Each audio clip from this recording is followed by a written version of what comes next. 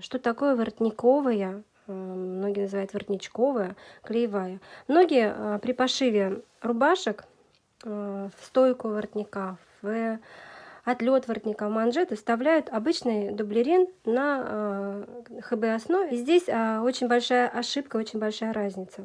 Если вы шьете рубашки, если вы шьете блузки, для этого должен быть дублерин с регулярным, точечным, не капельным, а регулярным точечным покрытием. Вот визуально вообще такое, как вот, я не знаю, как даже пленочка.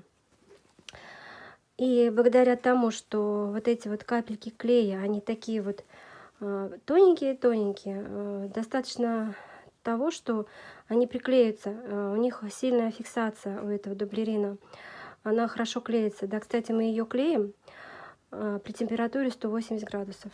Если обычный дублерин клеится 130-140, а вот этот вот именно 180 градусов 20 секунд, 18-20 секунд.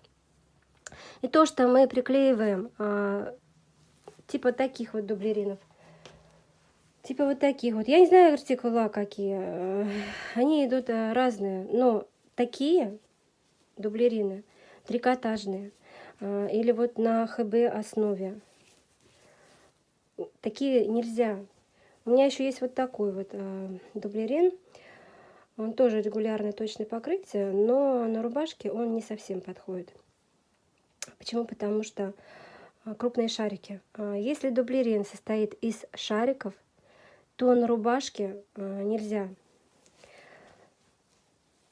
Вот они шарики, я их прям сейчас даже могу показать. Видно их, нет?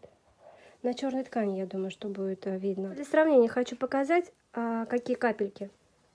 Вот они капельки, их прям видно. Это капельный клей. Он такой вот шариками. На черной ткани хорошо видно. И такой дублерин подходит для шерстяных тканей, для пальтовых, костюмных тканей. Именно, что он цепляется за счет капелек.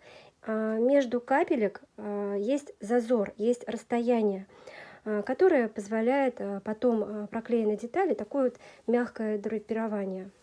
А воротниковая клеевая, она полая, то есть она практически такая тонкая, что у нее нету между, оно точечное, но между этими точками, можно сказать, практически нету пространства. И за счет этого воротник становится плотным, более формодержащий, за счет того, что у него такое нанесение клея.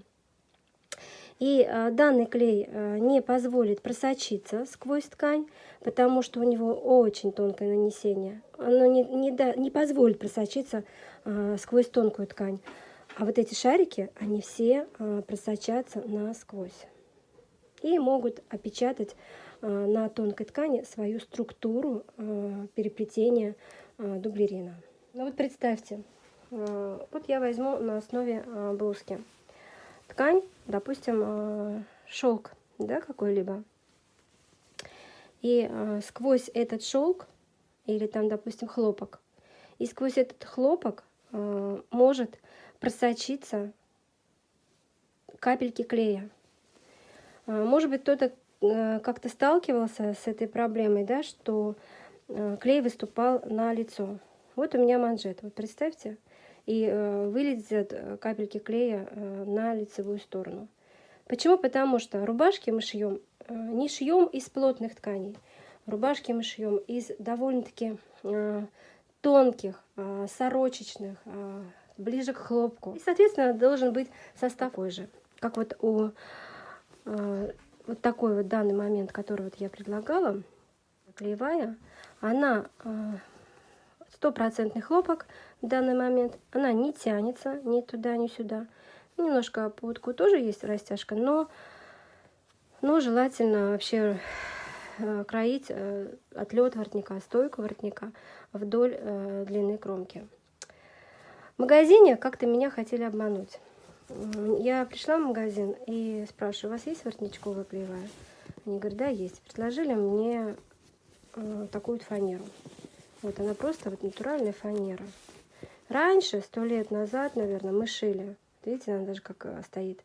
Мы шили из такого дублерина, вставляли в рубашки, в пояса, в манжеты. Но это просто шею затрешь, отлет воротника просто стоит колом. Потом внесли изменения в ТУ, и уже с изменениями ниже плотности. Также вот у меня до сих пор лежит кусок, ему, наверное, года 2. Я его купила тоже в магазине, спросила, я говорю, мне нужна воротниковую клеевую. Но это голимая синтетика, да, у него покрытие такое вот хорошее, такое прям то, что надо. Но это голимая синтетика.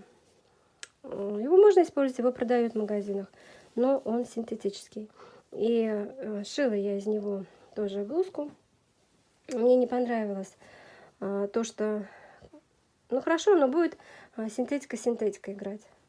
Но если у нас в составе идет хлопкосодержащая ткань, то, естественно, нужно хлопок.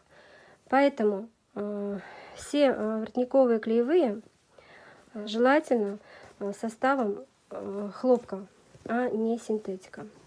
И именно воротниковая клеевая предназначена для именно рубашек, таких вот тоненьких тканей, как мы шьем детям, мужчинам. Поэтому, если вы шьете рубашки, блузки, не используйте дублерин типа вот такого вот, который вот идет как соты. Не используйте трикотажный дублерин, который имеет свойство растягиваться для пошива рубашек.